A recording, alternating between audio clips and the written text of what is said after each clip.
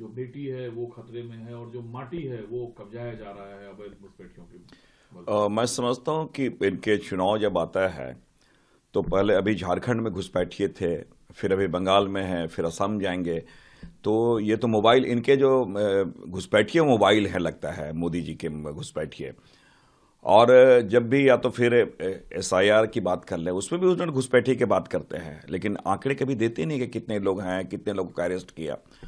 और आज भी मैं समझता हूँ प्रधानमंत्री जी हमेशा वो पोलराइज करने के लिए इन शब्दों का प्रयोग करते हैं, और बंगाल में भी वही करे। इसलिए मैंने कहा कि अभी जब बिहार में, झारखंड में चुनाव था, उसमें घुसपैठिए की उन्होंने बातें की है, अब बंगाल में कर रहे हैं, फिर असम में करेंगे। तो इनका जो, इसलिए मैंने कहा इनका जो घुसपैठिए शब्द है ये बहुत मोबाइल है। लेकिन डेमोग्राफी चेंज पर जो है परेड असेंबली से लेकर पार्लियामेंट तक होता है। प्रधानमंत्री मोदी ने कहा कि बंगाल के ज्यादातर इलाकों में जो आबादी का स्वरूप है, जो डेमोग्राफी है, वो बदल गया है और जो बंगाली हिंदू है वो अल्पसंख्यक बनाए जा रहे हैं धीरे धीरे।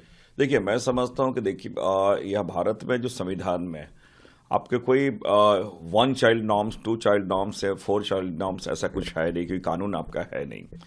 और ये स्वतंत्रता है, तो मैं समझता हूं कि जो अगर ये कानूनन वैध है तो आप कैसे कसते हैं कि आप इतने ही करें। ये तो उनके मन पे है। एक अपेक्षा की जाती है कि अपने परिवार का भरण पोषण करें, उस ढंग से वो अपने उनके जो परिवार होते हैं।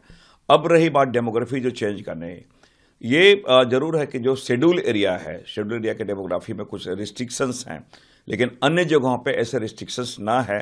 तो राज्य सरकार को और केंद्र सरकार को इन चीज़ों को देखने का, अगर बाहर के लोग आ रहे हैं, घुसपैठिए आ रहे हैं, तो लैप्सेज कहाँ पे है, और ये सारी चीज़ें केंद्र सरकार के जिम्मे में है। तो उन चीज़ों को देखना, मैं समझता हूँ अगर वो बोल रहे हैं डेमोग्राफी चेंज हो रही, बाहर के लोग आ रहे हैं, तो केंद्र सरकार इसके लिए दोषी है। आप स्टेट से आते हैं,